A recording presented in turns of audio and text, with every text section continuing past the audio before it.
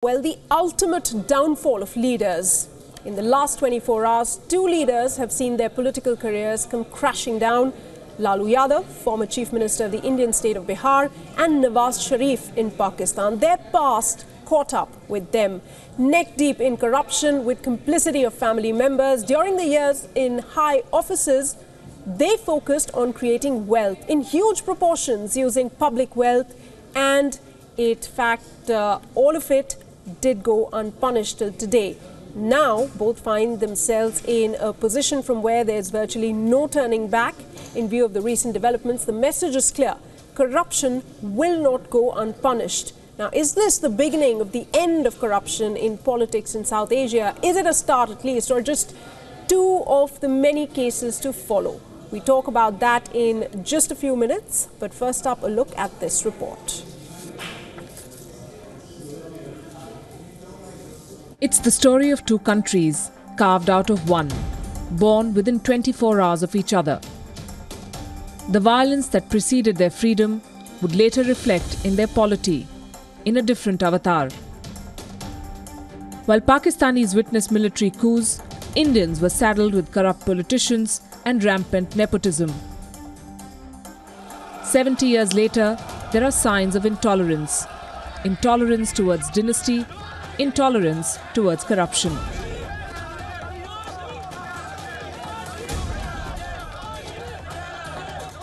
In a span of 24 hours, both India and Pakistan saw the undoing of two godfathers.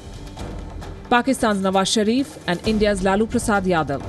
Their lust for wealth and love of own flesh and blood, their undoing. Pakistan's Supreme Court has ousted Prime Minister Nawaz Sharif. 3 of his 4 children, Mariam and his sons Hassan and Hussein, have fallen from grace. Panama Papers sealing their fate. सबूत भी निकला है, सबूत भी निकला है, ताबूत भी निकला है, फतह इंसाफ की हुई है, इंसाफ की फतह हुई है, कुर्बानी से पहले कुर्बानी हो गई. On the other hand, in India, Lalu Yadav's fiefdom has come crashing down. Lalu is a convict in the fodder scam, but that did not stop him from ruling Bihar, one of India's poorest states. And he did so first with the help of his wife Rabri Devi and later through his son Tejasvi. But Lalu suffered a rude jolt when his partner Nitish Kumar switched sides. Lalu and his son Tejasvi are accused of amassing massive wealth through corrupt practices, but they did not have a care in the world, even defying the Chief Minister's call for an explanation. Both Nawaz and Lalu clans have paid the price for corruption and nepotism, but that has not dented their confidence. हम तो बहुत सी चीज़ों के लिए prepare थे, ये तो छोटी छोटी चीज़ें हैं. हमारी जमात जाएगी इलेक्शन में, और जब इलेक्शन होंगे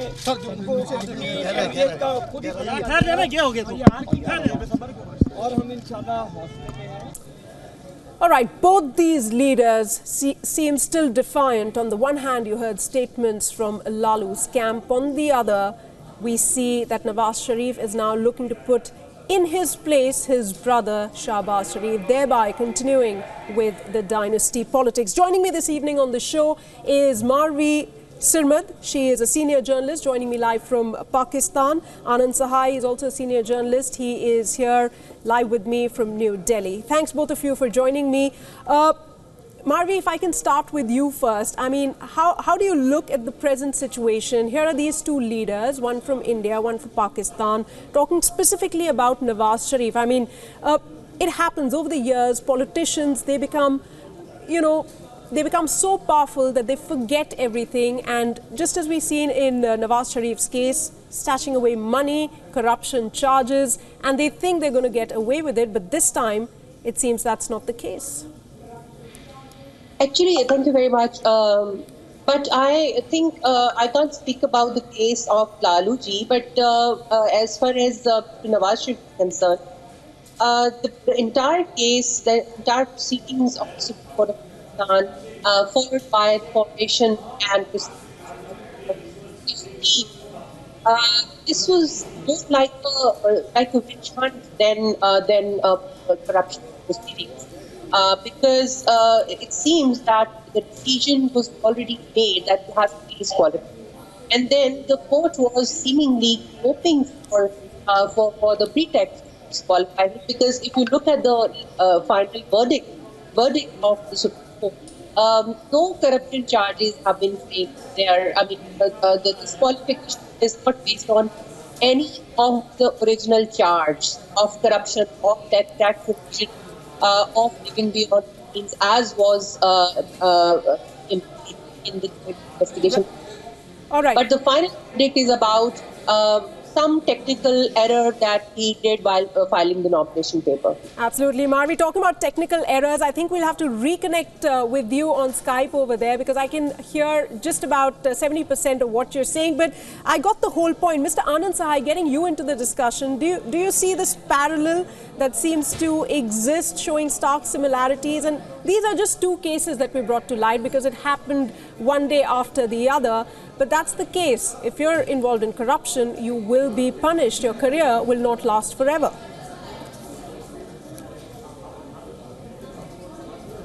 I did hear your question, although I could not hear my, our colleague from Pakistan very well. We'll check that. Me? We'll correct that. Yes, we can hear you, sir. Please go on.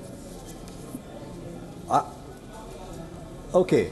Well, I think there are two things here which I wish to say now. One is that the comparison between Mr. Lalu Yadav and former Prime Minister Nawaz Sharif is at a completely different order of things. In Pakistan, in effect, there has been military rule, and even when there are civilian governments, in the backdrop is always the army.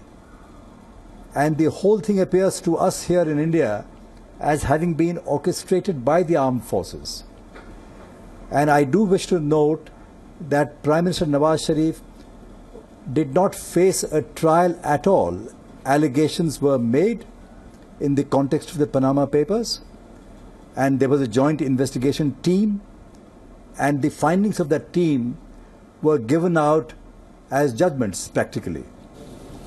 That's not a case of trial. I hold the view that in the British system, which is followed in Pakistan as well as India, a Prime Minister should be removed only by Parliament, nothing else. And two, in case there is a glaring case of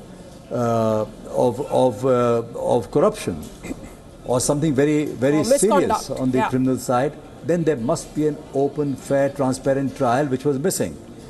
In the case of what we saw in India involving Lalu Yadav and his son Tejasvi Yadav, who was Deputy Chief Minister, an FIR had been lodged, a first information report. And in India, politicians of all parties have frequently been saying this to the Election Commission in India, that listen, our adversaries, in order to get us into trouble, very often file an FIR. And that makes a big noise and so on. So while the allegations may be true, they may not be true, we don't know that. Right. But ipso facto, we cannot take it for granted that he must have been guilty. I think why the Chief Minister, Mr. Nitish Kumar, did what he did, different points of view exist about that. Okay. But as far as the guilt of Lalu Yadav's son Tejasvi goes, that is far from established. In fact, even the charge sheet has not been filed. But there has been a lot of talk about corruption given out by the CBI, which is the government's investigating agency. Taking on from there, sir, I get your point. Marvi Sirmad is back with us online.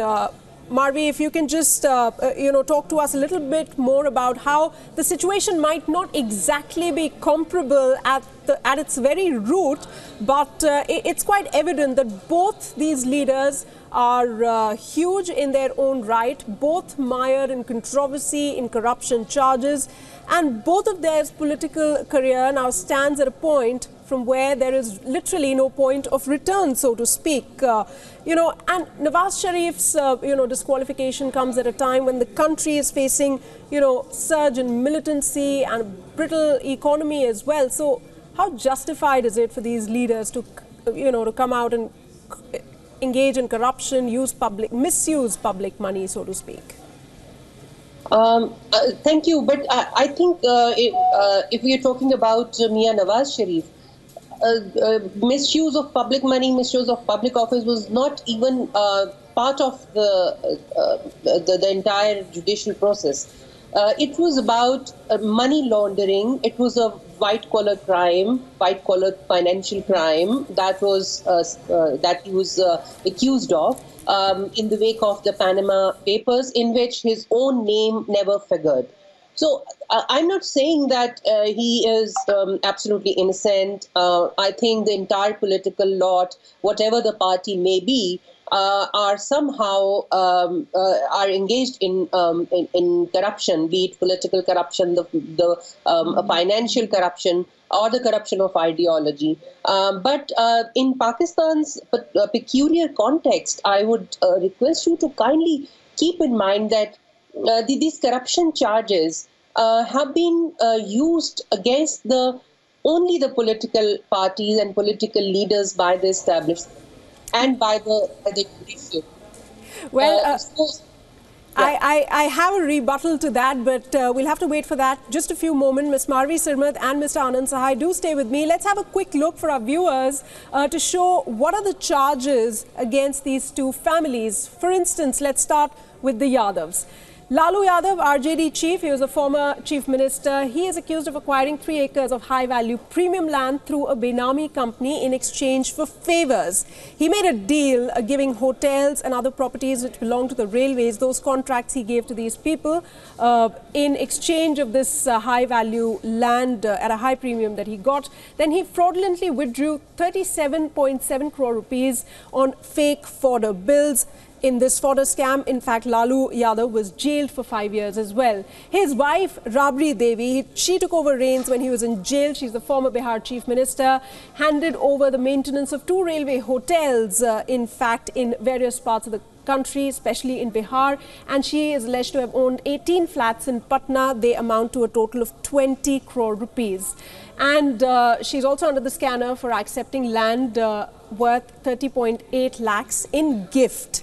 A lot of other cases that she's mired in, and she also owns 600 crore rupees worth of a mall, again located in Bihar. That's just Lalu Yadav and his wife Rabri Devi. Other family members include son Tejasvi Yadav, who is the Deputy Chief Minister of Bihar. Of course, the huge drama that we saw Nitish Kumar quitting the post. He's accused in the IRCTC hotel scam, again a scam related to the railways. He's charged for tax evasion and illegal land deals worth 1,000 crore rupees. Now, this particular deal involves all Lalu Yadav's family members. He's also charged for tax evasion and illegal land deals worth 1,000 crore rupees. This is Misa Bharti. So all of the family members, this is one deal which is common. All of them are named in this particular land deal.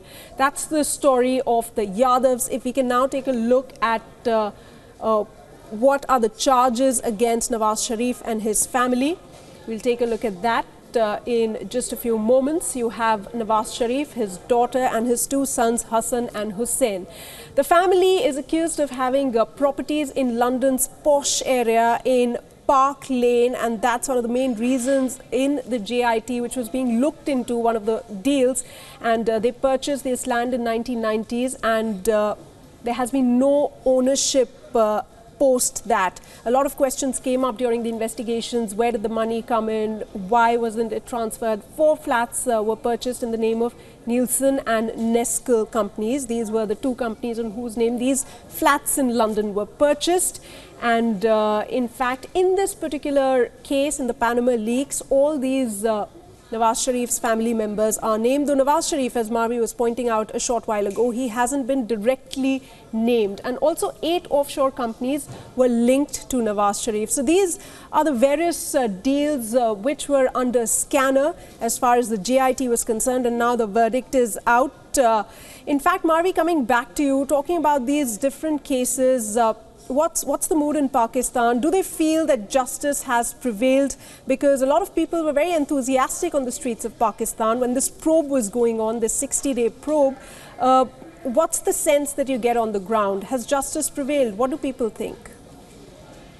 On the street, as usually happens with the civilian prime ministers, whenever they're ousted, you see a sentiment of jubilation on the streets, because the entire milieu is already created against the civilian leaders. That has happened throughout Pakistan's very checkered democratic history. And this has not happened for the first time to Nawaz Sharif or to People's Party's prime ministers. Somehow a king's party or a party that is not created per se by the establishment, but but is ready to be used. Somehow they stand up and start saying things against corruption while having people who themselves are part of the corrupt system. This is the story. Some of us who have been watching this theatre since last many decades, our elders, they are not amused at all. But yes, younger, urban, middle-class, educated middle-class crowd that is most affected by the new media, they are quite vigilant, and they are saying that justice is served. Right.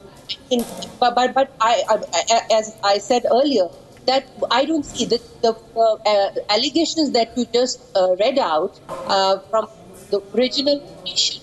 None of them figures in the final verdict.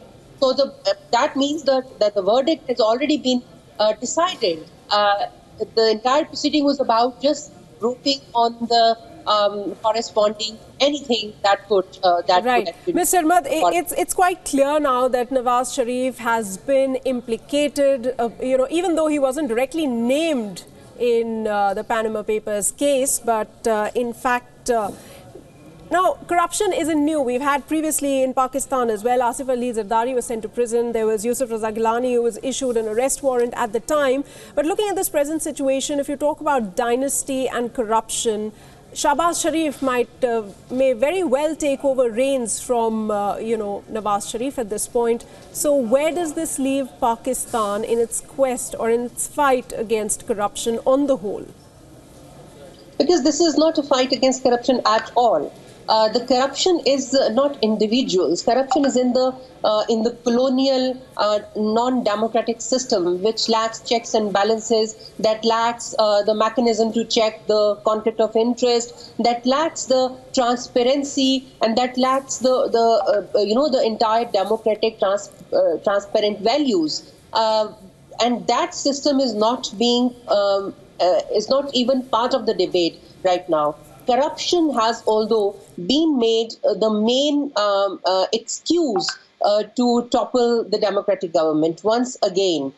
It has been there since 1947. We had immediately after Pakistan came into being, we had the first law that was passed by the first Constituent Assembly under Quaid-e-Azam Muhammad Ali Jinnah.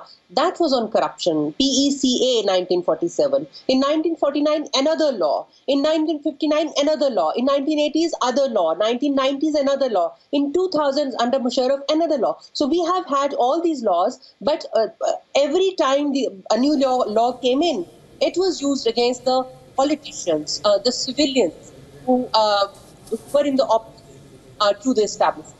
So that doesn't actually impress most of us. I mean, I'm frankly not impressed by this. By this fact. All right. Unfortunately, Mr. Anand Sai, his line got disconnected. But Marvi, Sirma, thanks so much for joining us here this evening and sharing your thoughts with us. It's strange there. Nawaz Sharif, he is disqualified at this point. And on the other hand, Lalu Yadav, well, he is living the life of the proverbial 9 lives of a cat. He is literally living that. Will this be the end of road for Lalu Yadav? Well, maybe 2019 has the answer. But for now, it does seem like the end of the road for Nawaz Sharif. With that, we'll have to close this show, taking a short break, but you can tune in just a few minutes. We'll be playing out a special interview with General Parvez Musharraf with WION's Associate Editor Palki Sharma Upadhyay, which we did with him a couple of weeks ago as part of WION's Global Leadership Series. Don't go anywhere. We'll be right back with that interview. Stay with us.